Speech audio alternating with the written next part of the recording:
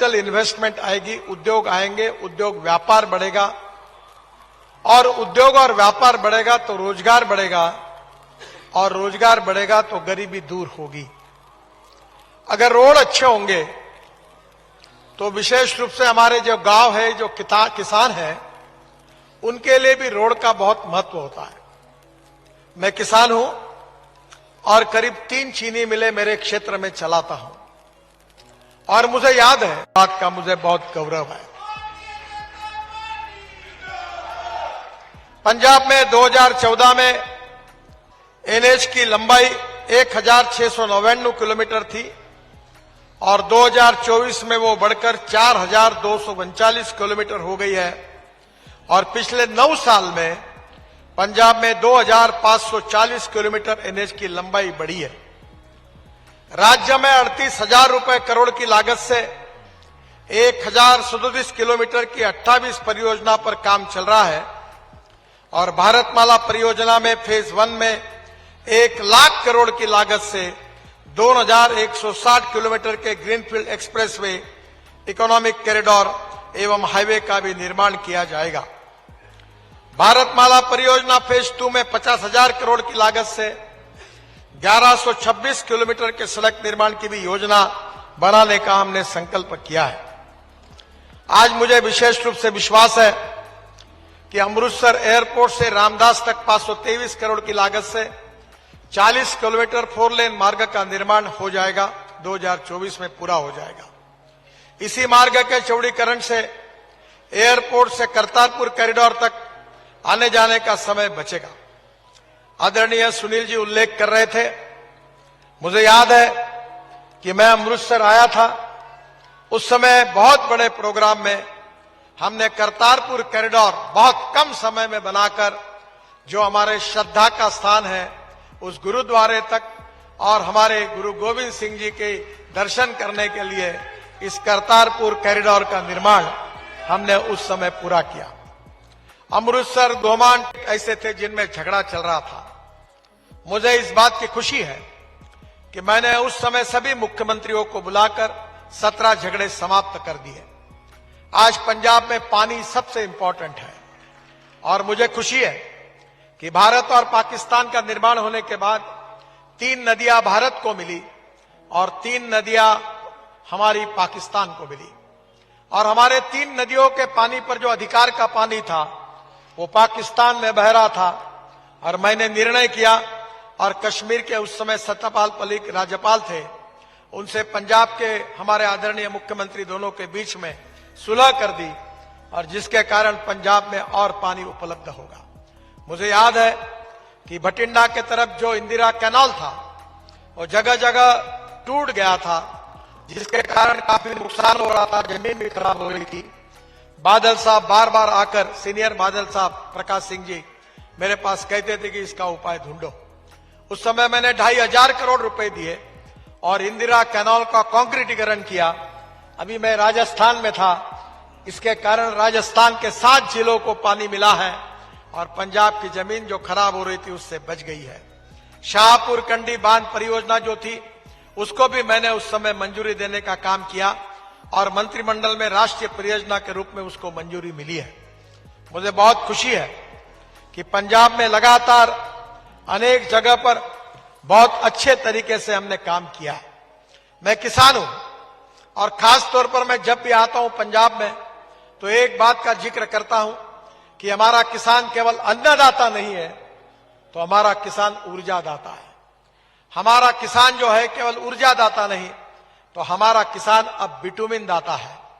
मैं आप सबको अनुरोध करता हूं कि अभी हमने टेक्नोलॉजी हासिल की है जो यशस्वी हुई है कि परली को जलाने के बजाय परली से बायो बिटुमिन तैयार होगा। हरियाणा में हमने एक प्रोजेक्ट डाला है इंडियन ऑयल के द्वारा, जहां 1 लाख टन परली इकट्ठा हुई है, और परली से 1 लाख लीटर इथेनॉल बनेगा रोज, और 150 टन बायो बिटुमिन बनेगा। और अब हवाई ईंधन, एविएशन फ्यूल, जिसके ऊपर हवाई जहाज चलेंगे, वो बनने की शुरुआत हुई है। मैं पंजाब के किसानों को आह्वान करूंगा कि आप परली जलाइए मत। मैंने खुद अपने यहां 5 टन परली से 1 टन बायो सीएनजी और बायो एलएनजी बनता है। अब ऐसे 180 प्लांट ऑलरेडी काम शुरू हो गया है और 36 प्लांट पूरे हुए हैं। आपके ट्रैक्टर, आपकी बस, आपकी ट्रक इसी सीएनजी पे चल सकती है। और जो गन्ने के जूस से, मोलाइसिस से, ब्रोकन राइस से और मक्के से जो इथेनॉल बनता है, उस इथेनॉल पर अब गाड़ियां चलती है। 20% पेट्रोल में इथेनॉल डाला जाता है। और मुझे खुशी है कि 2004 से लेकर मैं इस बात का लगातार जिक्र करते आया हूं, इसके पीछे लगा हूं। मेरे पास टोयोटा कंपनी की इनोवा गाड़ी है।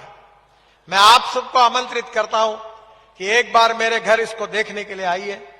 ये गाड़ी किसानों ने तैयार किए हुए 100% बायो इथेनॉल पर चलती है, 60% बिजली तैयार करती है और 40% इथेनॉल पे चलती है।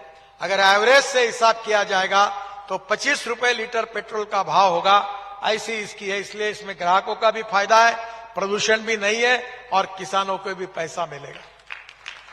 मैं आपको बताना चाहता हूं कि अब टोयोटा के साथ साथ सभी कंपनियां फ्लेक्स इंजन की गाड़ियां ला रही हैं और मैं आपसे आग्रह करूंगा कि पेट्रोल के बजाय इथेनॉल का उपयोग करिए, जिसमें गांव, गरीब, मजदूर, किसान का कल्याण होगा, किसान समृद्ध और संपन्न होंगे।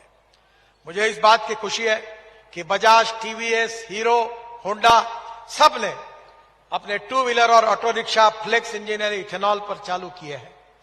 जल्दी ही इंडियन ऑयल 300 इथेनॉल के पंप देश में डाल रही है और आप इथेनॉल की मोटरसाइकिल, स्कूटर, ऑटो रिक्शा अगर लेंगे तो प्रदूषण कम होगा और इस देश का किसानों का कल्याण होगा।